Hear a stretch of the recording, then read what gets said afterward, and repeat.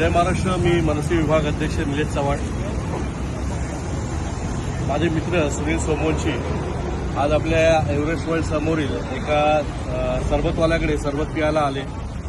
सरबत पीत असताना त्यांनी सब्जा सब्जा मागितला. तर सब्जाची जी बॉटल होती तर त्यांनी त्याच्यात सब्जा त्याला टाकून त्याला सरबत बनवून दिलं. तो आणि त्याचा मित्र जो आता कॅमेरा करून आहे त्यांनी सब्जा प्यायल्यानंतर त्यांना उलटीसारखं झालं. त्यांनी बघितलं सब्जा कसा खराब आहे. तर अक्षरशः ह्याच्यात गटाराचं पाणी होतं. आता ही बॉटल सोड्याची बॉटल आहे. ती कधीची आहे, किती जुनी आहे, हा इथे सब्जा त्यांनी टाकलेला आहे.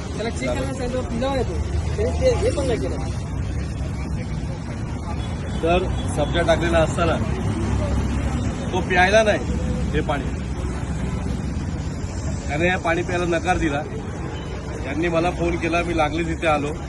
आज ठाणे महानगरपालिका क्षेत्रामध्ये बऱ्याच ठिकाणी असे रस्त्यावर धंदे आहेत जे सरबताचे धंदे लावतात आणि त्याच्यात कुठल्याही गटारातलं किंवा कुठल्याही नळाचं पाणी मिक्स करतात. ती पाईपलाईन कुठून येते, गटारातून येते, त्याची ते शहानिशा करत नाहीत. कोणतरी पप्पू म्हणून त्याची ही गाडी आहे आणि ह्या मुलाला फोटो दाखवतो. या मुलाला त्याने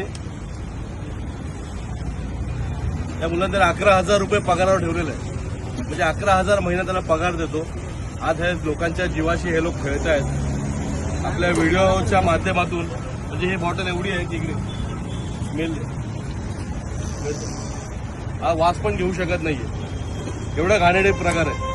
आपल्या या व्हिडिओच्या माध्यमातून सर्व नागरिकांना मी जागृत करतो की अशा रस्त्यावरच्या सरबताच्या कुठल्याही गाडीवर तुम्ही सरबत पिऊ नका. हे अतिशय घातक आहे. याच्यानेच आजार होत आहेत.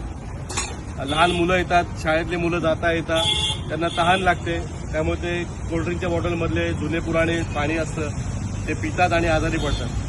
तुर्तास थांबतो. जय हिंद, जय महाराष्ट्र. जय महाराष्ट्र. मी मनसे विभाग अध्यक्ष निलेश चव्हाण.